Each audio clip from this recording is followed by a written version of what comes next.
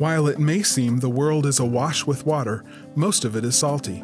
Only a small fraction is freshwater, found in rivers and lakes, groundwater, glaciers, and permanent frost cover.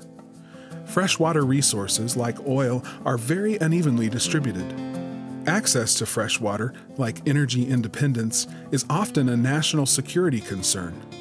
A lot of military theorists are talking about water wars, and this could be an outcome. But if you actually look at the way many communities have shared out the water in a river basin, they've done it through cooperation. Water and energy are also linked to our food security.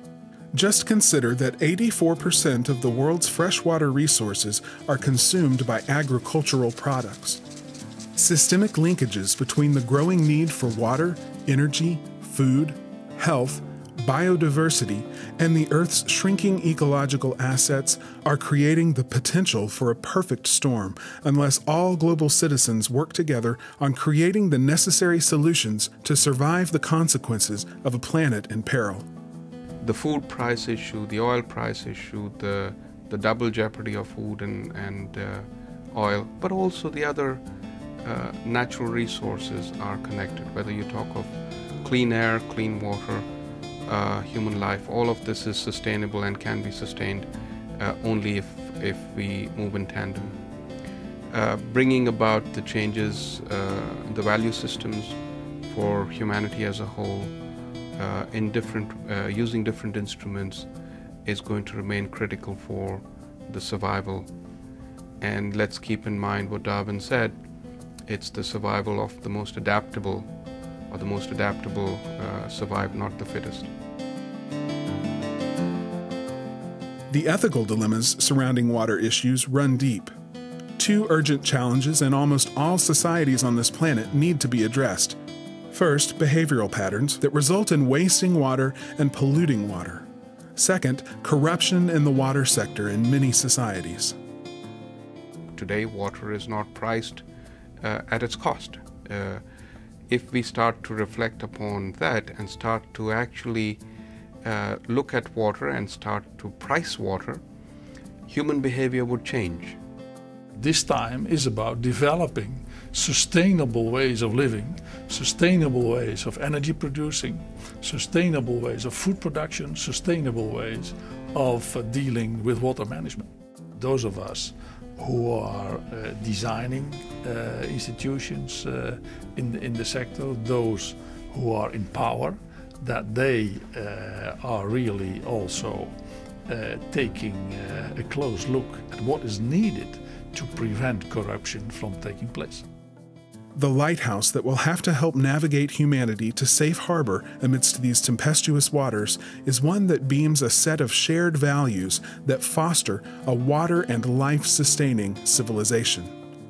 You want to have future generations which feel that they are first of all global citizens, second only national citizens, and third only local citizens. The idea of global citizenship is still a civic dream because, of course, there is no global polity that we can really elect to represent us.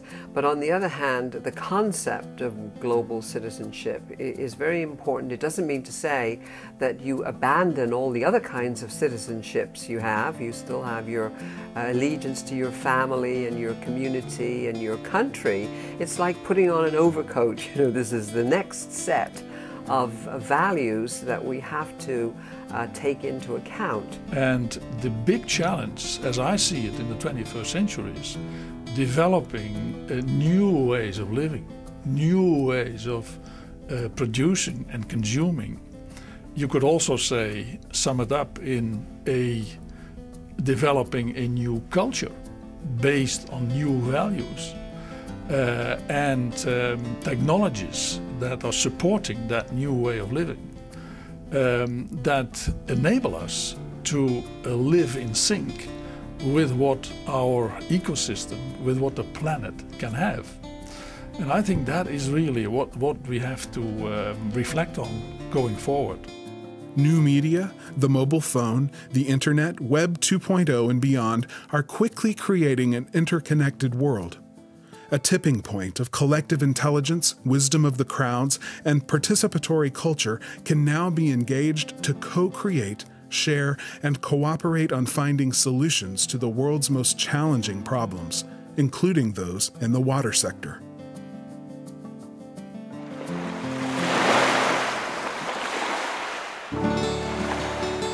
What are the core cultural values driving people and organizations to waste or pollute and tolerate corruption in the water sector?